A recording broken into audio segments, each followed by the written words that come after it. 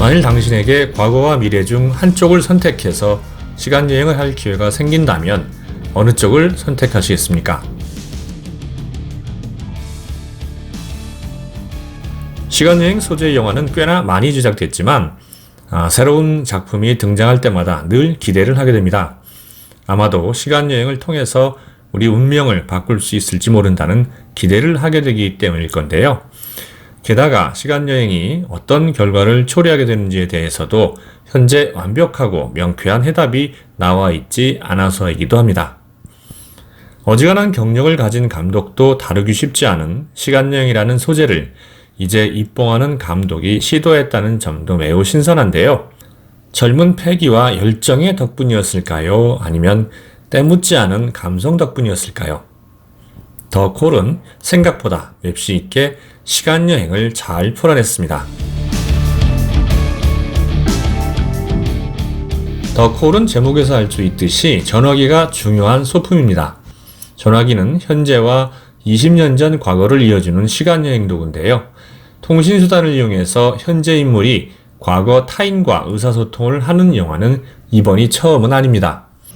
국내 영화로는 유지태, 김하늘이 무전기를 이용해서 소통하는 로맨스 영화 동감이 있고, 해외 영화로는 현재의 아들이 30년 전 아버지와 무전기를 이용해서 소통하는 프리퀀시가 있었습니다. 내용상 과거를 바꿔서 현재를 재창조한다는 면에서 더 콜은 프리퀀시와 닮았습니다. 이충현 감독은 여기에 만족하지 않고 사이코 연쇄살인마의 존재를 양념으로 끼얹어 재미를 극대화합니다. 오랜만에 집에 돌아온 서연은 집 전화로 걸려온 전화를 받던 중 영숙이라는 과거의 여자와 정기적으로 소통하게 됩니다. 서연은 화재로 사망한 아버지를 살리기 위해서 영숙을 움직이고 그 대가로 영숙의 운명을 알려줍니다. 문제는 영숙의 운명이 비극적이었다는 거죠.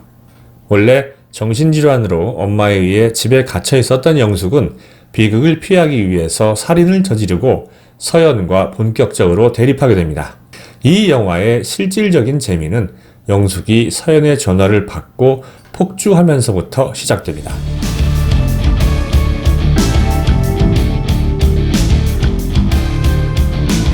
시간여행의 사이코 연쇄살인마라는 MSG를 첨가한 것은 좋은 선택이었습니다. 덕분에 밋밋할 수도 있었던 이야기에 긴장감이 살아났고요. 스릴러 영화로서도 재미가 대폭 상승했습니다. 시간적인 배경이 다르기에 관객들이 장면마다 더 몰입할 수 있는 기회를 증폭시킬 수 있었고요.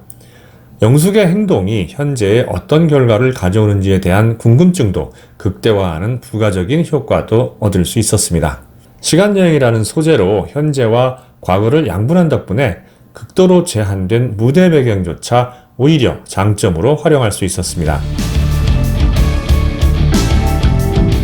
매번 이야기하지만 스릴러, 액션, 호러 장르의 영화들이 잘 되기 위해서는 가장 먼저 공을 들여야 할 부분이 바로 악당입니다. 악당이 강할수록 또 악랄할수록 이야기는 더욱 흥미롭고 리듬감 있게 꾸밀 수 있기 때문입니다.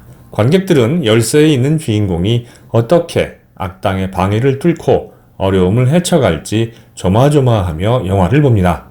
주인공의 극복 과정이 어려울수록 또 문제 해결 후에 관객들이 느끼는 정서적인 쾌감도 커집니다. 약간은 멍해 보이는 서연과 대척점에 있는 빌런 영숙은 이 영화에 꿈틀대는 긴장의 근육을 심어준 1등 공신이라고 할 수 있습니다. 다만 전정서의 연기가 극찬을 받을 정도로 엄청난 것이었느냐에 대해서는 개인적으로 동감하기는 어렵습니다.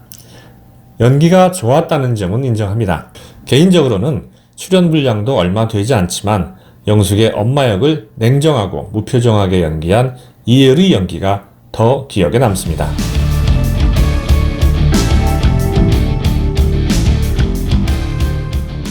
과거의 일을 적극적으로 수정한 결과가 현재에 미칠 영향을 너무 안일하게 처리했다는 걸 지적하지 않을 수 없습니다. 과거에 사소한 일 하나라도 바꾸게 되면 그 여파는 우리 상상을 초월하는데요. 과거에서 1을 뺐다고 해서 현재에서도 1을 빼면 되는 수준이 아니라는 겁니다. 예를 한번 들어볼까요? 서연이 영숙을 시켜 아버지를 살려내자 현재 서연의 일상에는 흰머리의 아버지가 추가됩니다. 그런데 과연 아버지가 살아있었다면 서연의 현재가 겨우 아버지 한 명이 추가되는 정도로 바뀌었을까요? 아마 아닐 겁니다. 예측컨대 서연의 많은 부분들이 바뀌었을 겁니다. 평행우주론을 들어 살펴볼까요? 평행우주론은 같은 차원의 수많은 다른 우주가 존재한다는 이론인데요. 쉽게 말하면 같은 나무에서 출발해서 분기한 결과 헤아릴 수 없이 다른 모습의 존재들이 존재한다는 의미입니다. 그 과정을 그림으로 그려보면 이런데요. 즉, 이 세계의 내가 평범한 회사원이라도 다른 우주에서는 그룹 회장일 수도 있고, 또 용병일 수도 있고, 정치인일 수도 있고, 아니면 사고로 이미 죽었을 수도 있다는 겁니다. 이 차이는 내가 지금까지 살아오면서 매일 선택한 결과의 축적인데요. 사소한 선택 하나만 달리해도 현재가 완전히 달라지는데 내 일생을 좌우할 사건, 예를 들어 수능 시험, 부모의 죽음, 결혼 등이 일어나지 않는다면 그 변화는 상상할 수 없을 겁니다. 물론 감독으로서는 시간적이고 재정적인 한계로 필요한 부분만 표현할 수밖에 없지만 그로 인해서 모순되는 사항들이 영화 내에 공존하는데도 그냥 넘어간 것은 문제가 있다고 봅니다. 서연이 영숙이를 죽이기 위해서 유도한 장소에서 예정대로 엄청난 사고가 터집니다. 영숙은 서연의 의도대로 그 사건에 제대로 휘말리게 되죠. 적어도 화면상으로는 그렇습니다. 그런데 이어진 다음 장면에서는 전혀 영향을 받지 않은 모습으로 영숙이 등장합니다. 해당 장면을 안 보여줬거나 아니면 영숙이가 우연히 현장을 피해서 갔다면 모를까 어떻게 멀쩡한 모습으로 등장하는지 이해가 되지 않습니다. 입봉 작품으로는 수작을 만들었지만 코로나 방역이라는 거대한 암초를 만난 것은 이충현 감독에게는 천추의 한이 될 것 같습니다. 감독치고 영화를 개봉하려는 욕심이 없는 사람이 있겠냐마는 이런 부류의 영화는 특성상 개봉관에서 압도적인 화면과 귓가를 울리는 사운드가 동반되어야 제 모습을 10분 발휘하기 때문입니다. 이 영화를 보실 때는 그런 차이도 감안하시는 것이 좋겠습니다.